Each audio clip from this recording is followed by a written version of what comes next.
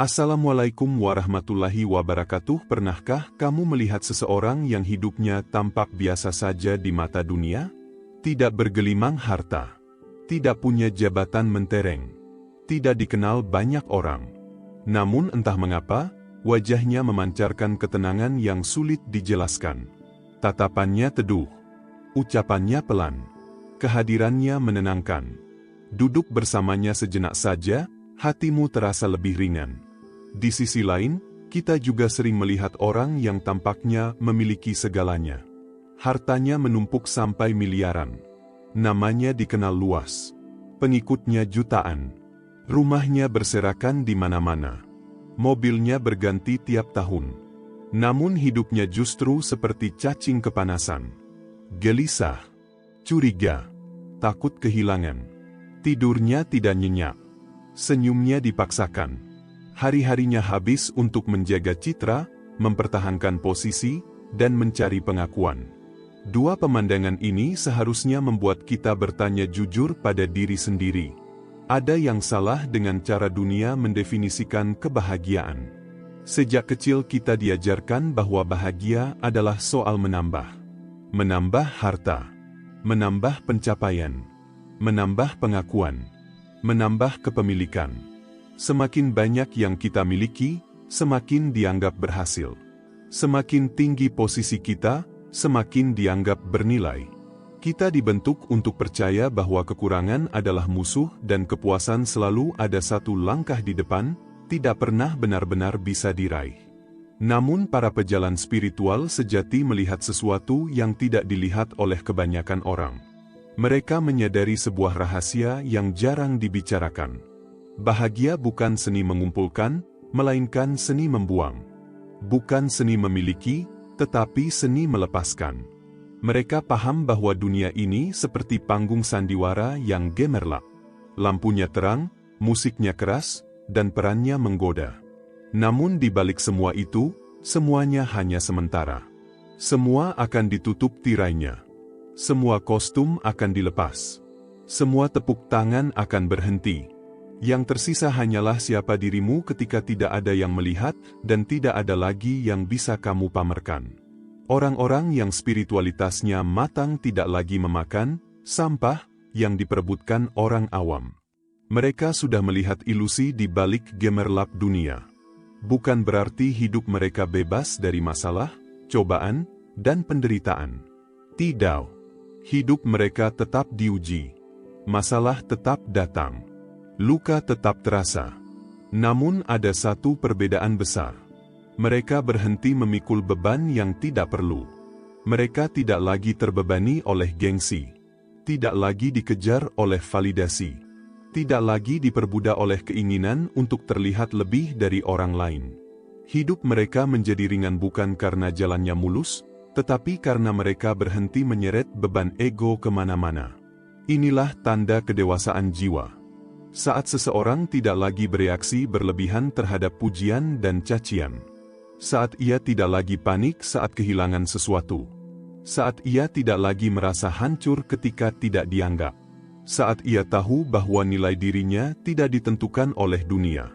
Orang dengan jiwa yang dewasa sadar bahwa dunia ini hanyalah tempat singgah, bukan rumah abadi. Mereka tidak menaruh hatinya di sesuatu yang pasti akan ditinggalkan. Mereka tidak menjadikan dunia sebagai sumber identitas, tetapi hanya sebagai ladang pengabdian. Karena itu, banyak godaan yang dulunya terasa sangat kuat kini kehilangan daya tariknya. Hal-hal yang dulu membuat hati bergetar kini terasa hambar. Bukan karena mereka suci, tetapi karena mereka sudah kenyang oleh pelajaran hidup. Mereka sudah terlalu sering melihat bagaimana dunia mengangkat seseorang hari ini dan menjatuhkannya esok pagi. Mereka sudah paham bahwa apa yang dipuji manusia seringkali justru menjadi jebakan halus bagi jiwa. Ketika kesadaran ini tumbuh, orientasi hidup pun berubah. Tujuan hidup tidak lagi sekadar menjadi seseorang di mata dunia, melainkan menjadi benar di hadapan Tuhan. Mereka tidak sibuk bertanya, bagaimana caranya agar aku terlihat berhasil, tetapi bertanya, apakah langkahku hari ini mendekatkanku pada kebenaran?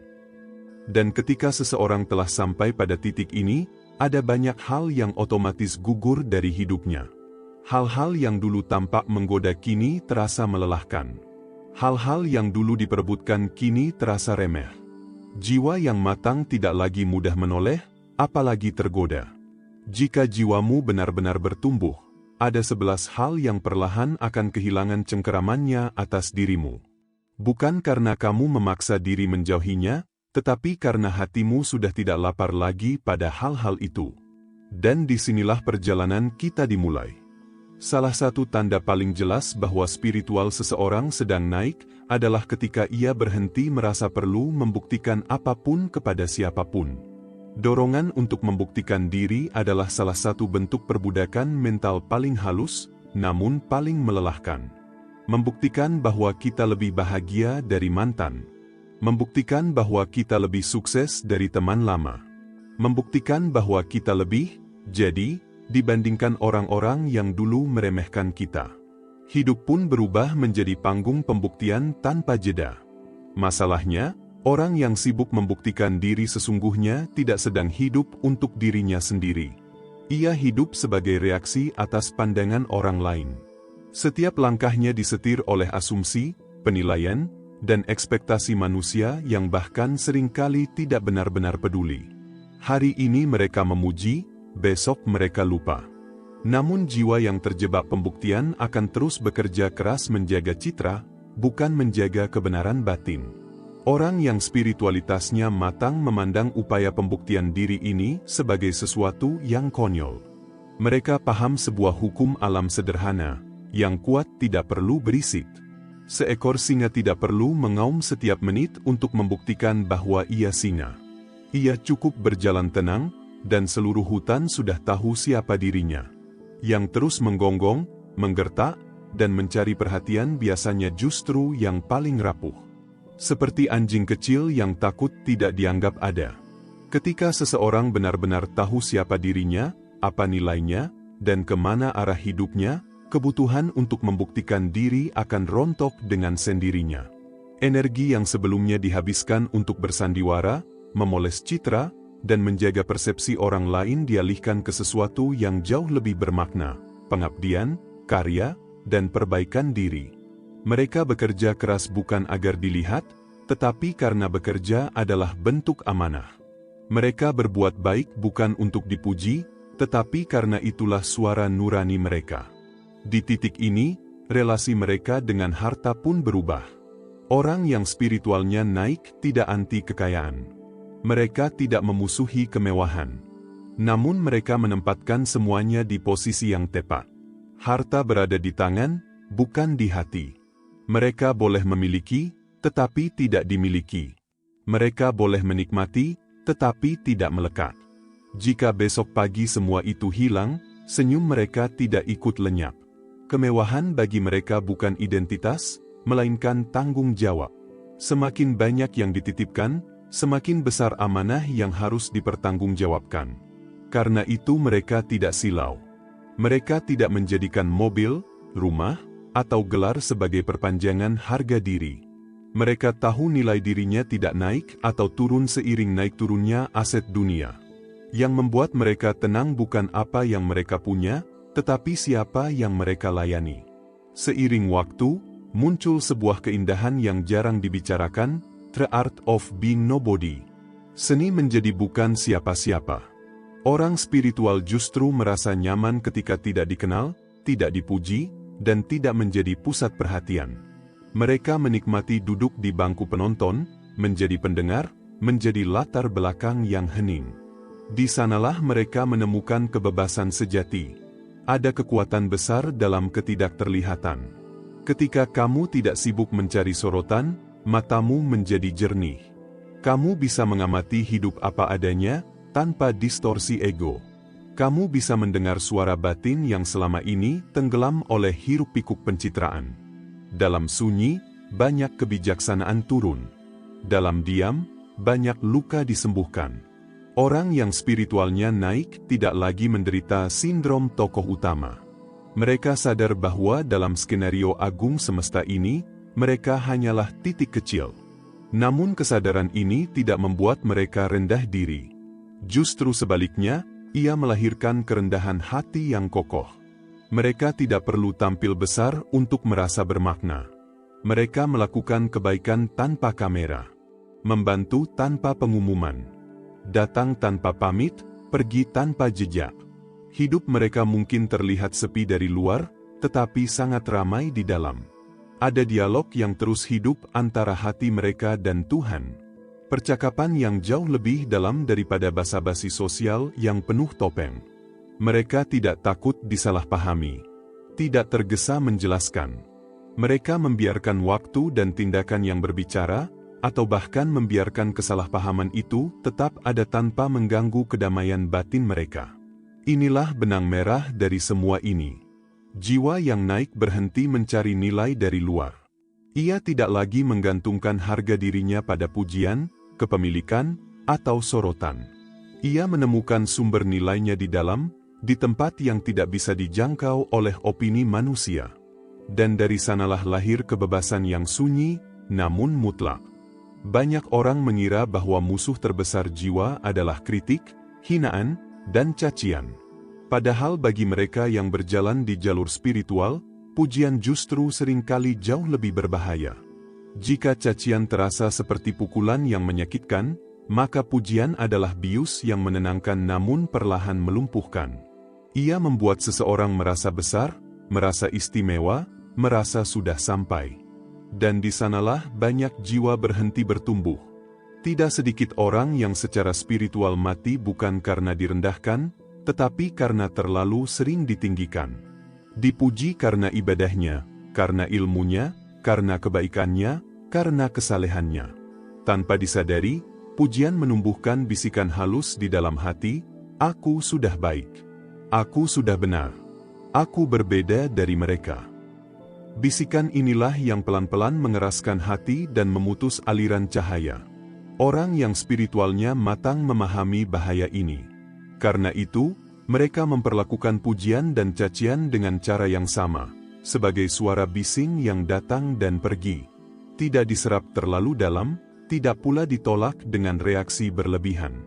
Mereka tahu bahwa penilaian manusia bersifat rapuh dan sangat bersyarat. Hari ini kamu dipuji karena cantik, kaya, pintar, atau bermanfaat. Besok, ketika kondisi itu berubah, pujian bisa berubah menjadi sindiran, gunjingan, bahkan kebencian. Kesadaran ini membuat orang bijak tidak menaruh hatinya pada pujian manusia. Mereka tidak menelannya bulat-bulat lalu menyimpannya di dalam dada. Setiap pujian yang datang segera mereka kembalikan ke sumbernya. "Ini bukan milikku. Ini titipan." Begitu kira-kira dialog batin mereka. Mereka sadar bahwa segala kelebihan yang terlihat hanyalah anugerah, bukan hasil mutlak usaha pribadi. Jika Tuhan mencabut sedikit saja pertolongan Allah, semua itu bisa runtuh seketika. Yang menarik, semakin tinggi kesadaran seseorang, justru semakin besar rasa malunya ketika dipuji. Bukan karena rendah diri, tetapi karena mereka tahu sisi gelap diri mereka yang tidak diketahui orang lain. Mereka tahu aib-aib yang ditutupi oleh Allah dengan sangat rapi. Dosa-dosa yang tidak terlihat. Pikiran-pikiran kotor yang tidak terucap. Niat-niat bengkok yang hanya mereka dan Tuhan yang tahu. Dalam hati mereka sering terlintas rasa gentar, jika orang-orang yang memujiku ini tahu siapa aku sebenarnya, mungkin mereka akan menjauh. Kesadaran ini tidak membuat mereka putus asa, tetapi membuat mereka rendah hati dan terus meminta ampun. Pujian, alih-alih membuat mereka besar kepala, justru menjadi pengingat akan betapa besarnya rahmat Tuhan yang masih menutupi keburukan mereka. Karena itulah, kestabilan batin mereka terjaga. Mereka tidak terbang saat dipuji dan tidak tumbang saat dicaci. Jiwa mereka berdiri di titik tengah yang seimbang. Mereka tidak menggantungkan harga diri pada kata-kata manusia. Tidak ada euforia berlebihan ketika disanjung, tidak ada kehancuran batin ketika diremehkan. Mereka seperti pohon yang akarnya menghujam dalam. Angin kencang boleh datang, tetapi tidak mudah merobohkannya. Bagi mereka, Satu-satunya pujian yang benar-benar bermakna hanyalah pujian dari Sang Pencipta. Bukan pujian dalam bentuk kata, tetapi dalam bentuk ketenangan hati, kelapangan dada, dan kemudahan untuk terus berbuat baik. Ketika hati terasa damai setelah melakukan kebaikan dalam sunyi, itulah validasi yang mereka cari. Ketika nurani berkata, "Ini benar," itulah tepuk tangan yang paling jujur. Orang yang spiritualnya tinggi sibuk merawat hubungan vertikalnya, bukan memburu sorotan horizontal. Mereka lebih takut kehilangan ridha Tuhan daripada kehilangan nama baik di mata manusia. Mereka tahu, penilaian Tuhan tidak bisa dimanipulasi dengan citra. Ia melihat isi hati, bukan tampilan luar. Ia menilai niat, bukan narasi. Stabilitas batin inilah yang membuat hidup mereka tenang. Tidak ada drama emosi yang naik turun mengikuti opini orang. Tidak ada kegelisahan untuk terus disukai. Tidak ada kecemasan berlebihan saat disalahpahami. Mereka berjalan dengan kompas batin yang jelas, bukan kompas sosial yang berubah-ubah. Dan di dunia yang bising oleh pujian palsu dan penghinaan murahan, jiwa seperti ini menjadi langka. Ia diam, tetapi kokoh. Ia sederhana, tetapi dalam. Ia tidak membutuhkan banyak kata, karena hidupnya sendiri sudah menjadi doa yang terus berjalan. Sejak usia sangat muda, tanpa sadar kita sudah digiring masuk ke sebuah arena. Arena kompetisi. Sejak taman kanak-kanak, kita mulai dibandingkan. Siapa yang paling cepat membaca? Siapa yang paling pintar berhitung? Lalu berlanjut ke ranking kelas, juara lomba, sekolah favorit, pekerjaan bergengsi, gaji tertinggi, jabatan paling strategis, rumah paling besar. Hidup perlahan dipersempit menjadi papan skor. Siapa di atas, siapa di bawah. Mental seperti ini membentuk manusia dengan cara pandang gladiator. Seolah hidup adalah pertarungan tanpa akhir, dan orang lain adalah lawan yang harus dikalahkan. Kemenangan orang lain terasa seperti ancaman. Kesuksesan orang lain terasa seperti tamparan. Tidak heran jika banyak orang hidup dalam kondisi mental yang lelah, tegang, dan selalu waspada. Sedikit tertinggal, panik. Sedikit disaingi, iri. Sedikit kalah, merasa gagal sebagai manusia. Dampak dari pola pikir ini sangat dalam. Ia melahirkan stres kronis, paranoia, kecemasan berlebih, bahkan keserakahan. Orang tidak lagi bekerja dengan cinta, tetapi dengan ketakutan. Takut kalah. Takut tertinggal. Takut tidak dianggap. Akhirnya banyak yang menghalalkan segala cara. Sikut menyikut, menjatuhkan, bahkan mengorbankan nilai-nilai nurani demi satu posisi lebih tinggi di papan skor dunia. Orang yang spiritualnya naik perlahan sadar bahwa arena ini adalah sirkus besar yang melelahkan. Mereka melihat betapa banyak energi yang terbuang hanya untuk membandingkan diri dengan orang lain. Betapa banyak potensi yang mati karena hidup dijalani sebagai reaksi, bukan sebagai panggilan. Pada satu titik, mereka meletakkan pedang.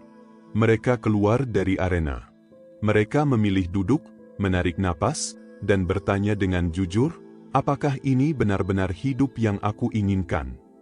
Disinilah perjalanan sejati dimulai. Perjalanan ke dalam diri. Hidup tidak lagi dipandang sebagai lomba melawan manusia lain, tetapi sebagai proses pendewasaan jiwa. Arah hidup bergeser dari mengalahkan menjadi memahami.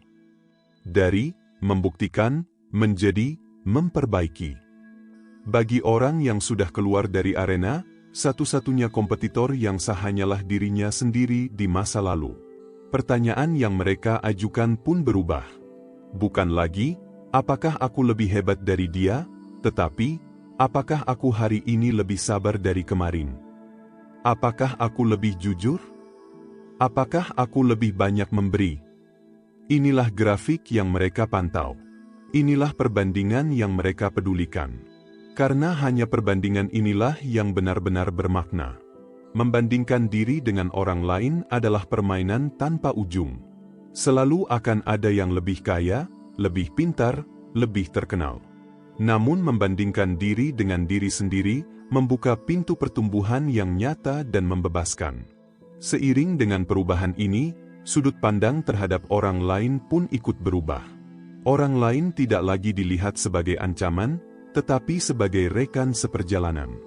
Jika orang lain sukses, tidak ada rasa terancam. Justru muncul rasa lega dan syukur. Karena orang spiritual paham satu hukum penting, rezeki bukan kue yang harus diperebutkan, tetapi samudera yang luas. Rezeki yang Tuhan berikan kepada satu orang tidak mengurangi jatah orang lain. Laut tidak akan surut hanya karena seseorang menimba setimba air. Konsep kelangkaan yang menakutkan digantikan oleh kesadaran akan kelimpahan. Dari sinilah lahir hati yang lapang, bebas iri, dan mudah bahagia melihat keberhasilan sesama.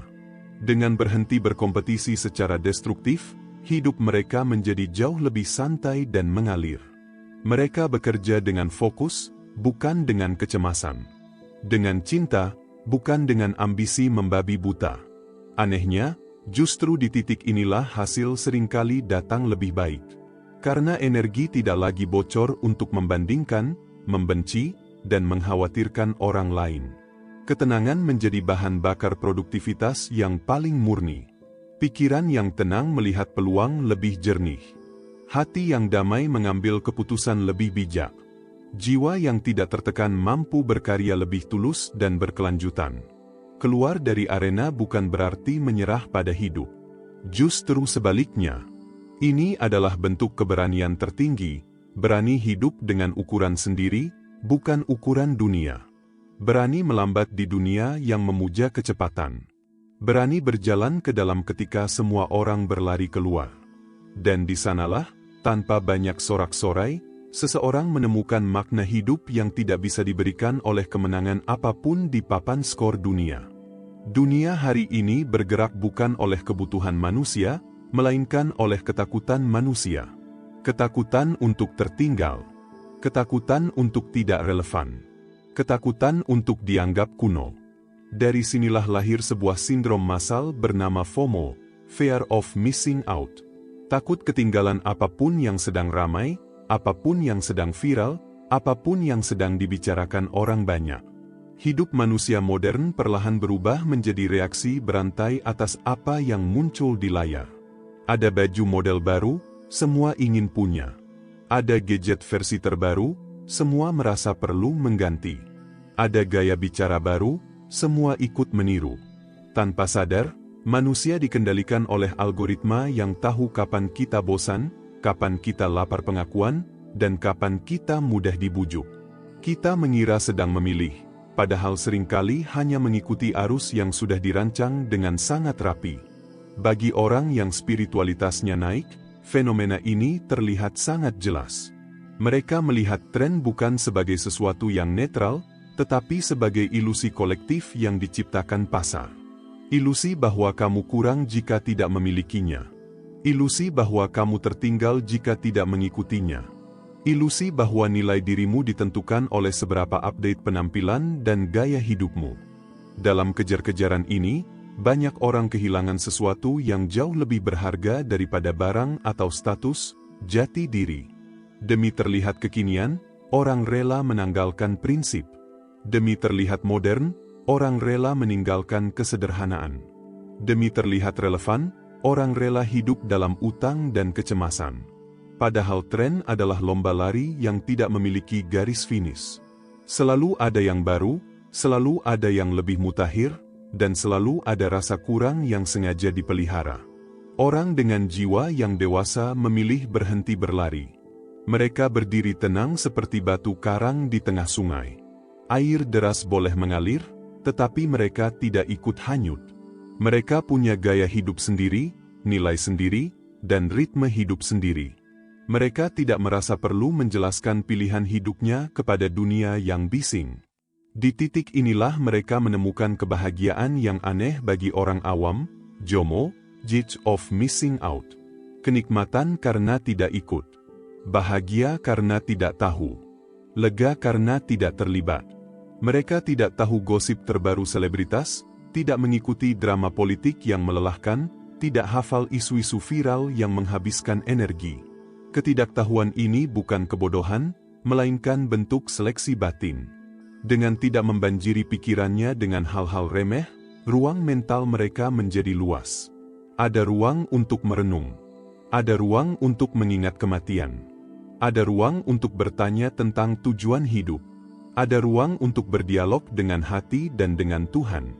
Sesuatu yang hampir mustahil dilakukan oleh jiwa yang terus dicekoki notifikasi dan sensasi. Orang yang spiritualnya naik juga menjadi sederhana dalam pilihan hidupnya. Mereka nyaman memakai baju lama yang masih pantas, memakai ponsel tua yang masih berfungsi, memakai sandal jepit sampai rusak. Bukan karena tidak mampu, tetapi karena tidak lagi diperbudak oleh simbol. Mereka tahu fungsi lebih penting daripada citra. Mereka memilih kenyamanan batin daripada pengakuan sosial. Di mata dunia modern, mereka mungkin terlihat ketinggalan zaman. Dibilang tidak update. Dibilang kudet. Namun mereka tidak terganggu. Mereka sadar bahwa mereka memang sedang tidak sibuk mengupdate penampilan, melainkan mengupdate kualitas jiwa. Mereka tahu, jiwa yang tenang jauh lebih bernilai daripada feed yang estetik. Ketika seseorang berhenti mengikuti arus, ia mulai mendengar suara dirinya sendiri. Suara yang selama ini tertutup oleh kebisingan dunia. Dari sanalah lahir keputusan-keputusan yang lebih jujur, lebih selaras, dan lebih bermakna. Hidup tidak lagi dijalani sebagai pameran, tetapi sebagai perjalanan pulang. Benang merah dari semua ini sederhana namun mendalam, jiwa yang dewasa tidak dikendalikan oleh arus. Ia memilih dengan sadar, bukan karena takut tertinggal. Ia hidup sesuai kebutuhan, bukan tuntutan tren. Ia tidak menolak dunia, tetapi tidak menjadikan dunia sebagai pusat hidupnya. Dan di tengah dunia yang bergerak semakin cepat, jiwa yang berani melambat justru menemukan kebebasan yang sejati. Salah satu kebiasaan paling purba manusia adalah menghakimi. Tanpa diminta, tanpa data lengkap, tanpa memahami keseluruhan cerita, kita begitu cepat memberi label. Dia sesat. Dia pendosa. Dia murahan. Dia bodoh. Menghakimi memberi sensasi sesaat, merasa lebih benar, lebih suci, lebih tinggi. Namun sesungguhnya, menghakimi adalah jebakan ego yang paling licik. Ia membuat seseorang merasa unggul tanpa harus benar-benar bertumbuh. Setiap kali kita menunjuk kesalahan orang lain dengan satu jari, seringkali kita lupa bahwa 3 jari lainnya sedang menunjuk balik ke diri sendiri. Menghakimi bukanlah tanda kecerdasan moral, melainkan tanda ketidakmampuan menatap luka batin sendiri. Ego menggunakan penghakiman sebagai cara cepat untuk menutupi kekurangan diri. Selama kita sibuk menilai orang lain, kita tidak perlu berhadapan dengan kekacauan di dalam hati sendiri. Orang yang spiritualitasnya naik perlahan pensiun dari profesi menjadi hakim kehidupan orang lain. Mereka sadar bahwa mereka tidak pernah tahu keseluruhan cerita hidup seseorang. Mereka tidak tahu luka masa kecilnya, tekanan hidupnya, keterbatasan batinnya, atau doa-doa yang tidak pernah dikabulkan. Kesadaran ini melunakkan hati. Sudut pandang pun bergeser, dari penilaian menuju empati. Mereka melihat wanita tunasusila bukan sebagai sampah moral, tetapi sebagai jiwa yang terluka dan tersesat. Mereka melihat koruptor bukan hanya dengan kemarahan, tetapi juga dengan rasa kasihan, karena sadar bahwa orang itu sedang menabung api untuk membakar dirinya sendiri. Di dalam batin mereka muncul pertanyaan jujur, bagaimana jika aku berada di posisi hidup yang sama? Apakah aku pasti lebih baik? Peralihan dari menghakimi ke empati adalah tanda kedewasaan spiritual. Bukan berarti membenarkan keburukan, tetapi memahami bahwa setiap keburukan lahir dari luka dan ketidaktahuan. Dari pemahaman ini, respon pun berubah. Mereka tidak mencaci, tetapi mendoakan. Tidak menghardik, tetapi memberi contoh. Tidak sibuk mengomentari, tetapi sibuk memperbaiki diri. Dalam konteks ini, perilaku pamer juga terlihat jelas sebagai gejala kekosongan batin. Orang dengan kesadaran rendah menjadikan pamer sebagai kebutuhan primer. Memamerkan harta, relasi, pencapaian, bahkan kesalehan. Bukan untuk berbagi, tetapi untuk berkata, "Aku ada. Aku bernilai." Semakin nyaring pameran, biasanya semakin rapuh fondasi jiwanya. Orang yang spiritualnya matang melihat pamer sebagai kelelahan yang tidak perlu. Mereka tahu bahwa kenikmatan sejati bersifat sunyi. Ia tidak butuh penonton. Mereka menikmati kopi pagi, kesehatan, kedamaian, dan kebaikan kecil tanpa merasa perlu mengumumkannya. Bagi mereka, diam adalah kemewahan sejati. Seperti padi yang merunduk, semakin berisi, semakin tenang. Di dunia yang memuja viralitas, popularitas tampak seperti mahkota tertinggi. Namun bagi orang spiritual, popularitas adalah racun yang dibungkus madu. Manis bagi ego, mematikan bagi jiwa. Semakin banyak orang mengenalmu, semakin besar godaan untuk hidup sesuai ekspektasi mereka. Semakin keras suara luar, semakin jauh seseorang dari suara batinnya sendiri. Karena itu, orang yang spiritualnya naik tidak mengejar pengakuan massa. Mereka tidak takut menjadi asing. Tidak takut dilupakan. Mereka tahu pendapat orang banyak seperti cuaca, berubah-ubah dan tidak bisa dijadikan sandaran. Mereka lebih memilih kedamaian batin daripada tepuk tangan riuh. Lebih memilih benar dalam sunyi daripada populer dalam kesesatan. Kedewasaan ini juga melahirkan batasan yang sehat. Orang spiritual paham satu aturan emas, mencampuri urusan orang lain tanpa diminta adalah tanda bahwa kita sedang lari dari urusan diri sendiri. Mereka tidak sibuk menjadi polisi moral. Tidak gemar ikut campur rumah tangga orang. Tidak tergoda mengomentari pilihan hidup yang bukan wilayahnya. Mereka hanya memberi nasihat jika diminta. Hanya membantu jika dibutuhkan. Selebihnya, mereka menghormati kedaulatan hidup orang lain. Mereka sadar setiap jiwa memiliki kurikulum belajar masing-masing. Kesalahan adalah bagian dari proses. Memaksakan kebenaran hanya akan melahirkan perlawanan, bukan kesadaran. Semua sikap ini bermuara pada satu hal, menjaga energi jiwa agar tidak bocor untuk hal yang bukan urusan kita. Daripada sibuk mengomentari debu di tubuh orang lain, mereka memilih membersihkan debu di hati sendiri. Daripada tenggelam dalam drama, mereka memilih berdoa dan berkarya. Dan hidup pun menjadi ringan. Tidak ada beban kebencian. Tidak ada energi negatif yang dipelihara. Hanya ada langkah pelan, hati yang lapang, dan kesadaran bahwa tugas utama manusia bukan menghakimi, melainkan memahami dan memperbaiki diri. Di antara semua godaan yang dilewati manusia dalam perjalanan spiritual, ada satu yang paling halus, paling licin, dan paling mematikan, merasa suci. Inilah godaan level akhir. Bukan lagi soal harta, pujian, atau popularitas, tetapi soal perasaan batin yang berbisik pelan, aku lebih baik dari mereka. Bisikan ini hampir tidak terdengar, namun dampaknya bisa menghancurkan seluruh bangunan spiritual yang sudah susah payah dibangun. Kesombongan spiritual tidak tampil dengan wajah kasar. Ia tidak datang dengan teriakan. Ia datang dengan jubah kesalehan. Dengan rajin ibadah. Dengan banyak ilmu. Dengan catatan amal yang tampak indah. Justru disinilah bahayanya. Karena ketika seseorang merasa sudah dekat dengan Tuhan, ego bisa menyelinap dan mengklaim posisi istimewa.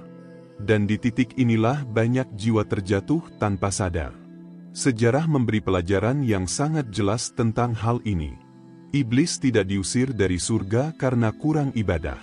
Ia diusir karena 1 gram kesombongan. 1 perasaan merasa lebih baik dari Adam. 1 penolakan halus untuk tunduk sepenuhnya. Dari kisah ini, orang yang benar-benar spiritual justru sangat takut pada rasa, merasa lebih. Mereka gemetar bukan saat dicaci, tetapi saat dipuji. Mereka waspada bukan ketika diuji dunia, tetapi ketika dipuji langit dalam bentuk kemudahan. Orang yang semakin dekat dengan cahaya Tuhan justru melihat dirinya semakin kotor. Seperti ruangan yang tampak bersih dalam cahaya redup. Namun ketika lampu dinyalakan terang, debu-debu kecil terlihat jelas di mana-mana. Cahaya tidak menciptakan noda, ia hanya memperlihatkannya.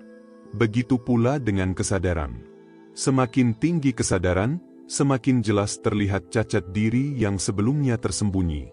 Karena itu, orang yang spiritualnya matang tidak sibuk menunjuk dosa orang lain. Mereka terlalu sibuk menangisi kekurangan diri sendiri. Mereka sadar betapa rapuhnya mereka tanpa pertolongan Tuhan.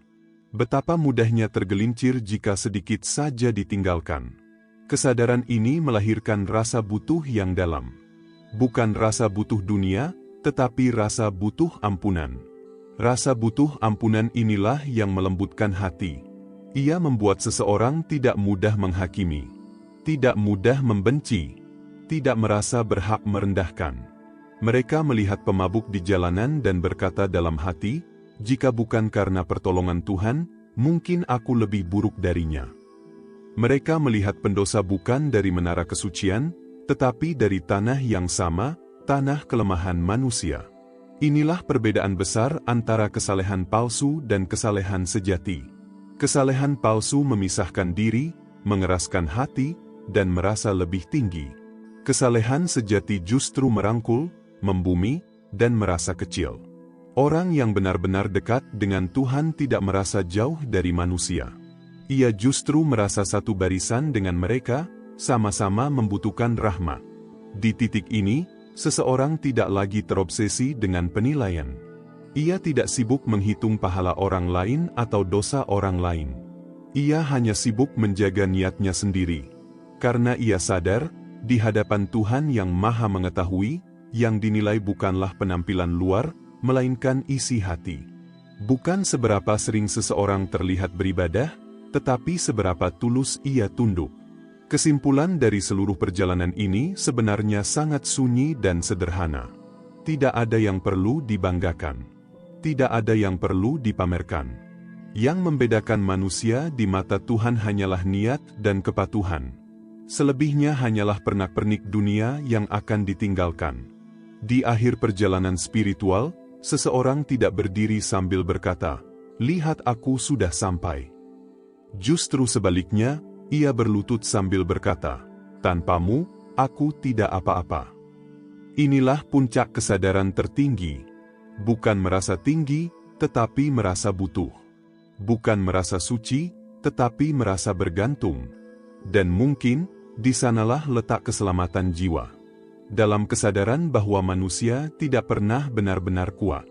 Bahwa semua kebaikan hanyalah pinjaman. Bahwa setiap langkah lurus adalah hasil pertolongan, bukan kehebatan pribadi. Ketika seseorang sampai pada titik ini, ia tidak lagi mengejar apapun. Ia hanya menjaga hati agar tetap rendah, langkah agar tetap lurus, dan doa agar tidak pernah merasa cukup tanpa Allah. Disitulah perjalanan berakhir. Bukan dengan sorak-sorai, tetapi dengan keheningan yang penuh syukur.